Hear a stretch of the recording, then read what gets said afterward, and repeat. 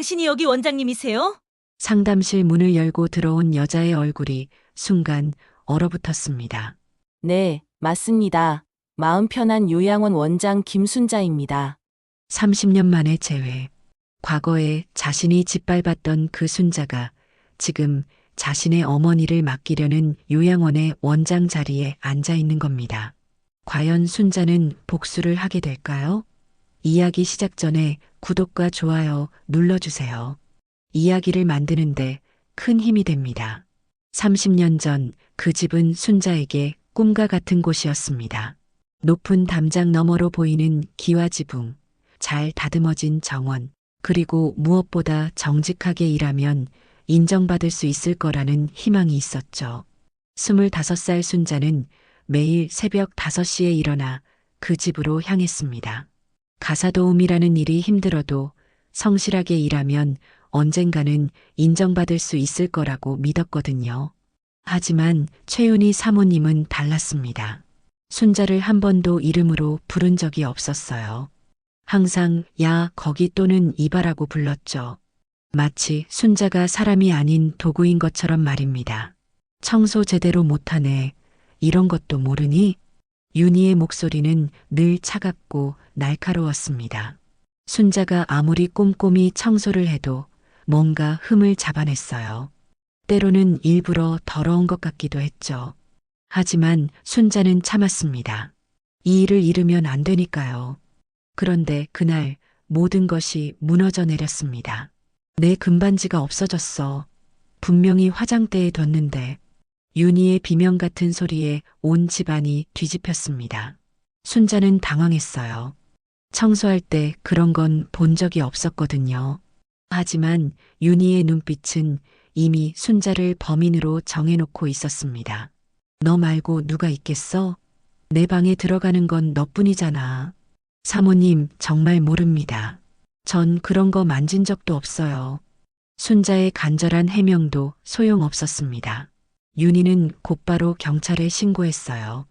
순자는 그 자리에서 수색을 당했고 가방과 옷까지 뒤져졌죠. 물론 아무것도 나오지 않았습니다. 순자가 훔친 게 아니니까요.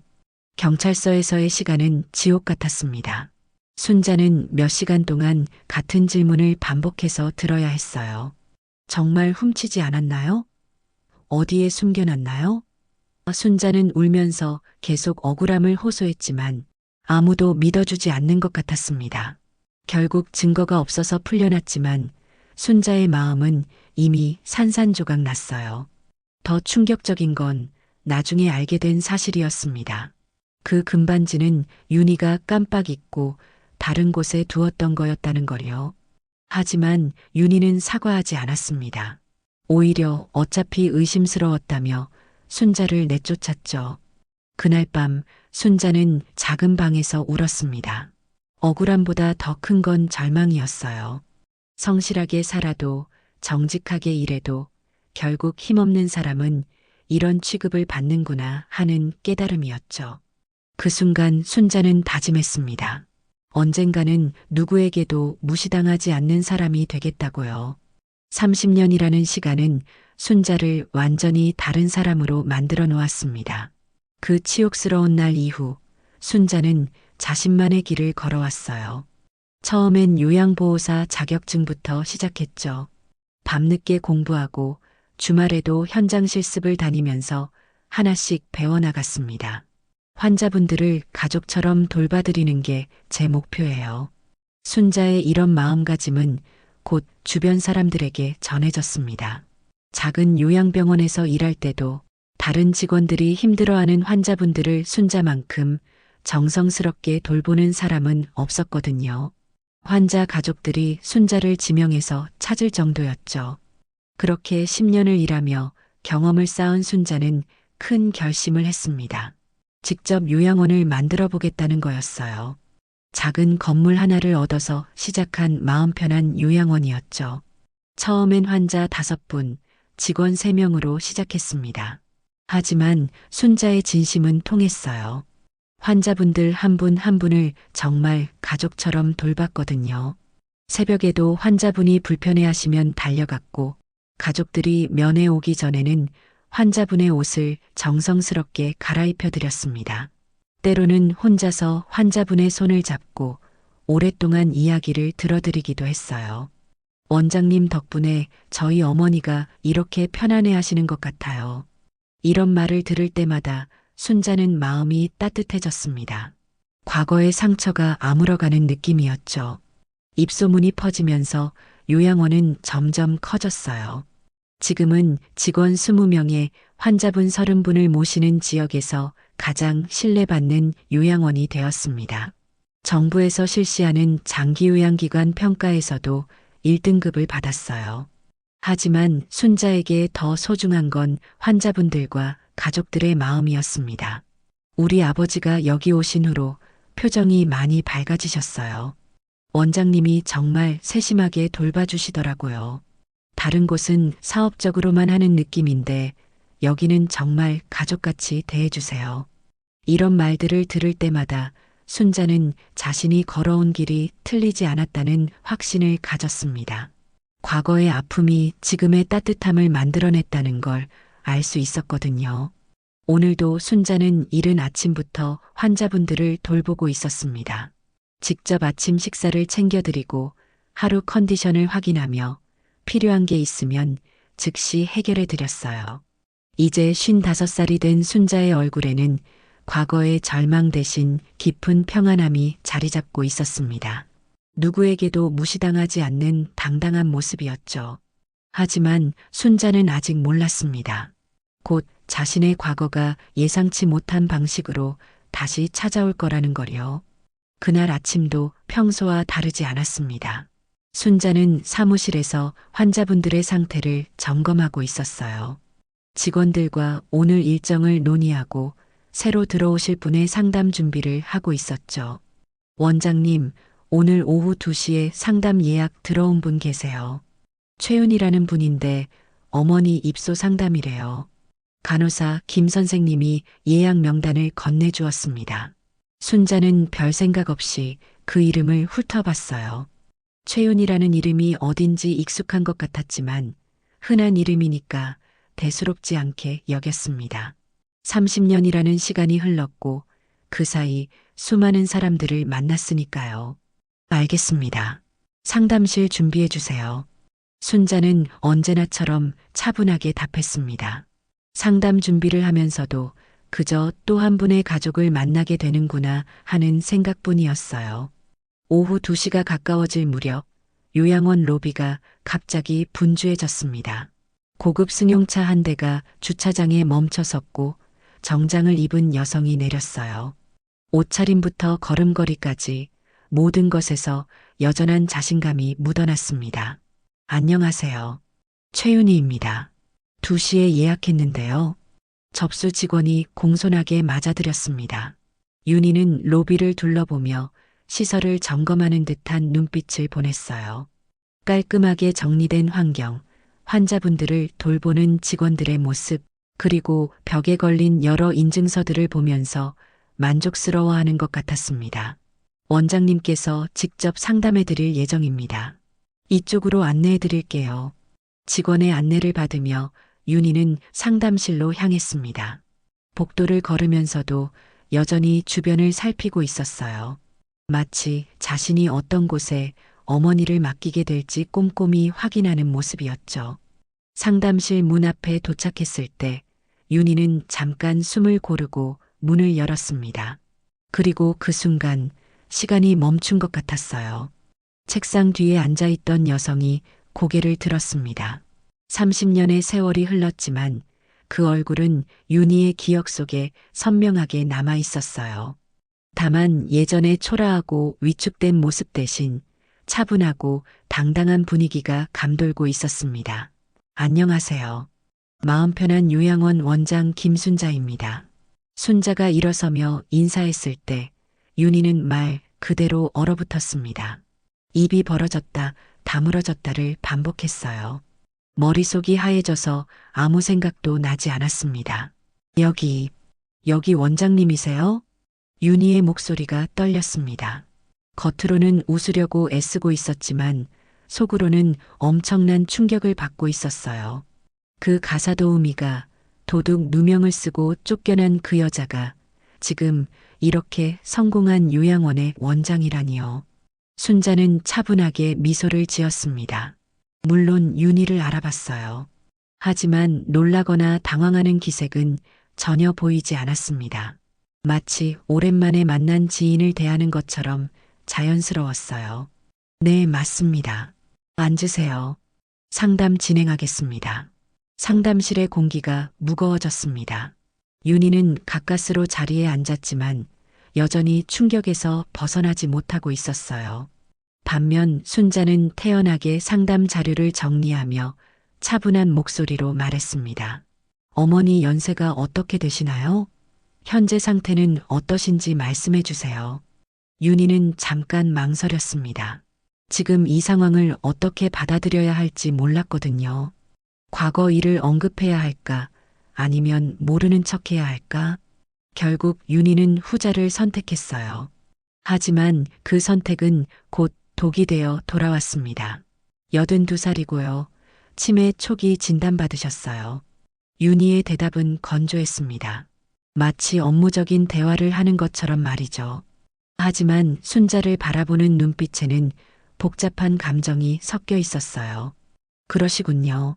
저희 요양원에서는 치매 환자분들을 위한 전문 프로그램을 운영하고 있습니다. 순자가 차근차근 설명하기 시작했을 때 윤희는 갑자기 끼어들었습니다. 그런데 원장님은 어떤 전공을 하셨나요? 그래도 이 정도 시설이면 원장은 전문직 출신이어야 되는 거 아닌가요? 날카로운 질문이었습니다.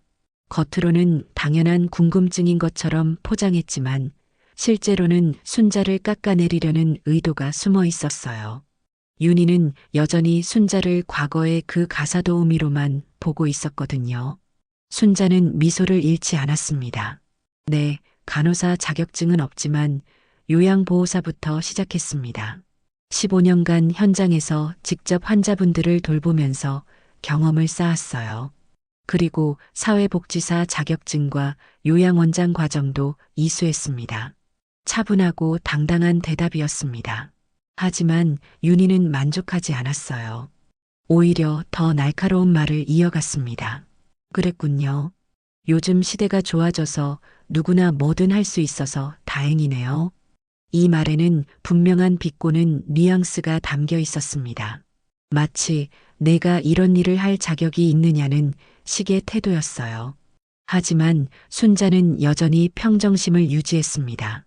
네, 정말 좋은 시대인 것 같아요. 열심히 하면 누구나 기회를 잡을 수 있으니까요. 순자의 답변에는 어떤 분노나 불쾌감도 드러나지 않았습니다. 오히려 긍정적으로 받아들이는 모습이었어요.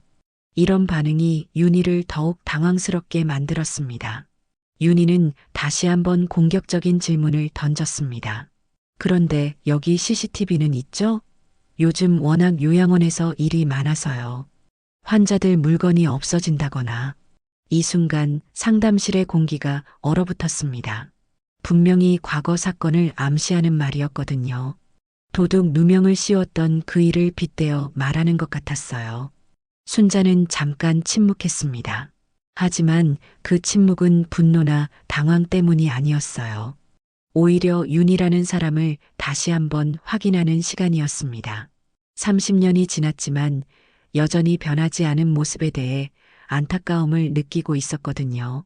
네, 물론 CCTV는 설치되어 있습니다.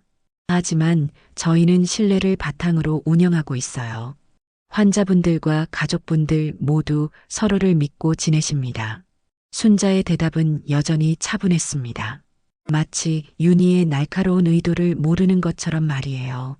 하지만 그 평온함이 오히려 윤희를 더욱 불편하게 만들었습니다. 순자가 요양원 시설과 프로그램에 대해 전문적으로 설명할 때마다 윤희의 마음 한편에서는 인정하고 싶지 않은 감정이 올라왔어요. 이곳이 정말 좋은 요양원이라는 걸 부정할 수 없었거든요. 저희는 주치의 선생님이 주 이틀 방문하시고 물리치료사도 상주하고 있습니다. 그리고 무엇보다 환자분 한 분 한 분을 가족처럼 돌봐드리는 게 저희 철학이에요.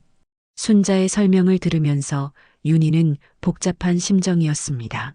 사실 이곳에 오기 전에 이미 다른 요양원들을 여러 곳 알아봤거든요. 하지만 갈 곳마다 문제가 있었어요. 며칠 전 뉴스에서 본 대형 요양원의 환자 학대 사건이 머리에서 떠나지 않았습니다. 간병인이 치매 환자를 때리는 영상이 공개되면서 사회적으로 큰 충격을 줬었죠. 그 요양원도 겉보기에는 시설이 좋아 보였는데 말이에요. 다른 곳들도 마찬가지였습니다. 비용은 비싸면서 서비스는 형편없거나 아니면 정부 지원을 받을 수 없는 곳들 뿐이었어요. 윤희의 어머니는 장기요양보험 1등급 판정을 받으셨는데 그 혜택을 받을 수 있는 좋은 요양원이 이 지역에서는 여기뿐이었거든요. 그때 윤희의 휴대폰이 울렸습니다. 딸 미경이었어요. 잠깐만요. 윤희는 전화를 받았습니다. 엄마, 상담 어떻게 돼가요? 지금 진행 중이야. 그곳 어때요? 제가 인터넷으로 찾아보니까 평가도 좋고 후기도 다 좋던데요. 미경의 목소리에서 안도감이 들렸습니다. 딸 역시 할머니를 어디에 모실지 고민이 많았거든요. 엄마, 정말 여기로 하세요. 제가 조사해 본 결과 이 지역에서는 여기가 제일 안전해요. 다른 데는 다 뭔가 문제가 있더라고요. 특히 요즘 요양원 사건들 보면 무서워서 어떻게 맡겨요. 미경의 말에 윤희는 할 말이 없었습니다. 딸이 말하는 게 맞았거든요. 윤희 자신도 같은 결론에 도달했으니까요. 그리고 엄마, 거기 원장님이 직접 환자들 돌보신다면서요? 요즘 그런 곳 찾기 힘들어요. 대부분 사업만 하려고 하는데. 전화를 끊고 나서 윤희는 깊은 한숨을 쉬었습니다. 선택의 여지가 없다는 게 이런 기분인가 싶었어요. 과거에 자신이 모욕하고 내쫓았던 그 사람에게 이제는 가장 소중한 어머니를 맡겨야 하는 상황이 된 거죠. 순자는 차분하게 기다려주고 있었습니다. 전화 내용을 다 들었지만 아무 말도 하지 않았어요. 그저 윤희가 결정할 때까지 조용히 기다려 주었습니다. 그러면 윤희의 목소리가 떨렸습니다. 자존심이 무너져 내리는 소리가 들리는 것 같았어요. 어머니를 이곳에 맡기겠습니다. 그 순간 윤희는 자신이 얼마나 초라한 존재인지 깨달았습니다. 30년 전에는 순자를 함부로 대했지만 지금은 순자에게 도움을 요청해야 하는 처지가 된 거죠. 운명의 아이러니였어요. 순자는 고개를 끄덕였습니다. 좋은 선택하셨습니다. 어머니를 정성껏 모시겠습니다. 차분하고 따뜻한 목소리였지만 윤희에게는 그 말이 더욱 부끄럽게 느껴졌습니다. 일주일 후 윤희의 어머니 박정순 할머니가 마음 편한 요양원에 입소하셨습니다. 82살의 정순 할머니는 치매 초기 증상으로 가끔 기억이 흐려지곤 했지만 평소에는 온화하고 차분한 분이셨어요. 입소 첫날 윤희는 불안한 마음으로 어머니를 데려왔습니다. 아무리 좋은 요양원이라고 해도 순자에게 어머니를 맡긴다는 게 편치 않았거든요. 과거 일 때문에 혹시 어머니에게 소홀하게 하지는 않을까 하는 걱정도 있었고요. 하지만 순자의 첫 반응은 윤희의 예상과는 완전히 달랐습니다. 어머님, 안녕하세요. 저는 이곳 원장 김순자입니다. 앞으로 잘 부탁드려요. 순자는 정순 할머니의 손을 부드럽게 잡으며 따뜻하게 인사했습니다.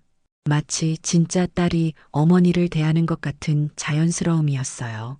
정순 할머니도 순자의 따뜻한 미소에 금세 마음을 여셨습니다. 고맙습니다. 여기가 참 좋아 보이네요. 네, 어머님. 여기서 편안하게 지내실 수 있도록 저희가 최선을 다하겠습니다. 순자는 직접 정순 할머니를 방까지 안내해 드렸습니다. 침대 정리부터 옷장 정리까지 하나하나 세심하게 챙겨드렸어요. 심지어 할머니가 좋아하실 만한 꽃도 방에 준비해 놨습니다. 윤희는 그 모습을 멀리서 지켜보고 있었습니다. 순자가 자신의 어머니를 대하는 모습을 보면서 복잡한 감정에 휩싸였어요. 분명히 원망스러운 사람인데 어머니에게는 이렇게 정성을 다하고 있다니요. 며칠이 지나면서 윤희의 놀라움은 더해갔습니다. 면회를 올 때마다 어머니의 상태가 눈에 띄게 좋아지고 있었거든요. 표정도 밝아지셨고 말씀도 또렷해지셨어요. 우리 딸이 왔구나. 여기 원장님이 참 잘해주신다. 정순 할머니는 순자 이야기를 자주 하셨습니다. 아침마다 안부를 묻고 식사할 때 직접 챙겨주고 산책할 때도 함께 나가준다고 하셨어요. 어느 날 윤희는 우연히 순자가 어머니를 돌보는 모습을 목격했습니다. 저녁 시간이었는데 정순 할머니가 갑자기 집에 가야 한다며 불안해하고 계셨어요. 치매 증상 중 하나인 황혼기 증후군이었죠. 다른 직원들이 어떻게 달래야 할지 몰라 하고 있을 때 순자가 나타났습니다. 어머님, 무슨 일이세요? 집에 가야 해요. 늦으면 안 돼요. 정순 할머니의 목소리에는 불안감이 가득했습니다. 하지만 순자는 차분하게 할머니의 손을 잡았어요. 어머님, 괜찮아요. 집 걱정은 하지 마세요. 제가 다 확인했는데 아무 문제 없어요. 정말요? 네, 정말이에요. 그리고 오늘은 특별히 제가 어머님 옆에서 함께 있어 드릴게요. 순자는 정말로 정순 할머니 곁에 앉아서 1시간 넘게 함께 있어 드렸습니다. 할머니가 완전히 안정될 때까지 말이에요. 그 모습을 본 윤희는 가슴이 먹먹해졌습니다. 저 사람이 정말 복수하려고 했다면 어머니에게 이렇게 할 수 있을까? 윤희는 자신도 모르게 그런 생각을 했습니다. 과거에 자신이 순자에게 했던 일들을 생각하면 분명히 원망하고 있을 텐데 말이에요. 하지만 순자는 그 어떤 사적인 감정도 드러내지 않고 오직 환자, 정순 할머니만을 위해 최선을 다하고 있었습니다. 그날 밤 윤희는 잠을 이루지 못했습니다. 순자의 모습이 계속 머리에서 떠나지 않았거든요. 그리고 동시에 30년 전 자신이 저질렀던 일들이 하나씩 떠올랐습니다. 한 달이 지나면서 윤희의 마음은 점점 더 무거워졌습니다. 어머니를 면회할 때마다 순자의 진심 어린 돌봄을 목격하게 되었거든요. 그럴 때마다 과거의 기억이 더욱 선명하게 떠올랐어요. 자신이 얼마나 잘못했는지, 얼마나 편견에 사로잡혀 있었는지를 깨닫게 되었습니다. 어느 오후 윤희는 평소보다 일찍 면회를 왔습니다. 어머니는 다른 환자분들과 함께 음악 치료 시간에 참여하고 계셨어요. 윤희는 복도 한쪽에 서서 그 모습을 지켜보고 있었습니다. 순자가 다가왔습니다. 언제나처럼 차분하고 따뜻한 표정이었어요. 어머님 상태가 많이 좋아지셨어요. 음악을 정말 좋아하시더라고요. 네, 고맙습니다. 윤희의 대답은 힘이 없었습니다. 감사하다는 말을 하면서도 마음 한편으로는 죄책감이 밀려왔거든요. 순자는 윤희의 표정을 살펴보았습니다. 혹시 상담실에서 잠깐 이야기할까요? 어머님 케어 계획에 대해서 말씀드릴 게 있어서요. 두 사람은 조용히 상담실로 향했습니다. 문을 닫고 자리에 앉자 갑자기 침묵이 흘렸어요. 윤희는 손을 꼭 쥔 채 고개를 숙이고 있었습니다. 사실은 윤희의 목소리가 떨렸습니다. 더 이상 이 상황을 견딜 수가 없었어요. 마음속에 쌓여있던 죄책감이 터져 나오려고 했습니다. 그때 일, 정말 죄송합니다. 순자는 조용히 윤희를 바라보았습니다. 드디어 이 순간이 왔구나 하는 생각이 들었어요. 30년 동안 기다려왔던 순간이었습니다. 그땐 그냥 의심이 갔어요. 당신 말고는 그 방에 들어간 사람이 없었으니까요. 내 실수였어요. 정말 미안해요. 윤희의 고백은 어색하고 불완전했습니다. 여전히 변명이 섞여 있었어요. 마치 자신도 어쩔 수 없었다는 식으로 말하고 있었거든요. 순자는 잠깐 침묵했습니다. 그리고 서랍에서 낡은 종이 한 장을 꺼내서 윤희에게 건넸어요. 이건 그때 경찰 조사서입니다. 전 아직도 그날이 생생해요. 윤희는 떨리는 손으로 그 종이를 받았습니다. 30년 전의 경찰 조사서였어요. 순자의 인적사항과 함께 무혐의 처분이라는 도장이 선명하게 찍혀 있었습니다. 그 순간 윤희는 자신이 얼마나 큰 잘못을 했는지 온몸으로 느꼈어요. 이 종이 한 장이 제 인생 전부였습니다. 억울하다는 걸 증명할 수 있는 유일한 증거였거든요. 순자의 목소리는 여전히 차분했지만 그 안에 담긴 아픔이 윤희에게 전해졌습니다. 윤희의 눈에서 눈물이 흘러내렸어요. 제가 정말 나빴어요. 그땐 제 입장만 생각했어요. 당신이 얼마나 힘들었을지는 생각도 못했어요. 이번에는 진심이 담긴 사과였습니다. 변명도 핑계도 없는 순수한 후회의 마음이었어요. 윤희는 견딜 수 없었습니다. 자리에서 일어나 순자 앞에 무릎을 꿇었어요. 정말 죄송합니다. 용서해 주세요. 윤희의 무릎 꿇기는 자존심의 완전한 붕괴였습니다. 평생을 자신이 남보다 우월하다고 생각하며 살았던 사람이 이제는 용서를 구하기 위해 무릎을 꿇고 있었어요. 눈물이 멈추지 않았습니다. 순자는 조용히 일어나서 윤희의 어깨에 손을 얹었습니다. 일어나세요. 이제 다 지난 일이에요. 그날 이후 윤희의 삶이 완전히 바뀌었습니다. 순자의 용서를 받은 후 윤희는 어머니 면회를 올 때마다 요양원에서 봉사활동을 시작했어요. 처음에는 어색했지만 점차 환자분들을 돌보는 일에 마음을 쏟기 시작했습니다. 윤희 씨, 오늘도 오셨네요. 할머님들이 윤희 씨 오시는 걸 기다리고 계세요. 간호사 선생님의 말에 윤희는 부끄러운 미소를 지었습니다. 자신을 기다려주는 사람들이 있다는 게 이렇게 따뜻한 일인 줄 몰랐거든요. 예전에는 누군가를 위해 봉사한다는 것 자체를 이해하지 못했는데 이제는 그 의미를 조금씩 깨달아가고 있었어요. 윤희는 환자분들의 식사를 도와드리고 함께 이야기를 나누며 때로는 산책도 함께 했습니다. 처음에는 서툴렀지만 환자분들의 따뜻한 반응에 점점 마음이 열렸어요. 특히 치매로 기억을 잃어가시는 분들을 보면서 인생이 얼마나 소중한지를 새삼 느꼈습니다. 어느 날 오후 윤희는 순자와 함께 정원에서 환자분들과 시간을 보내고 있었습니다. 가을 햇살이 따스하게 내리쬐는 평온한 오후였어요.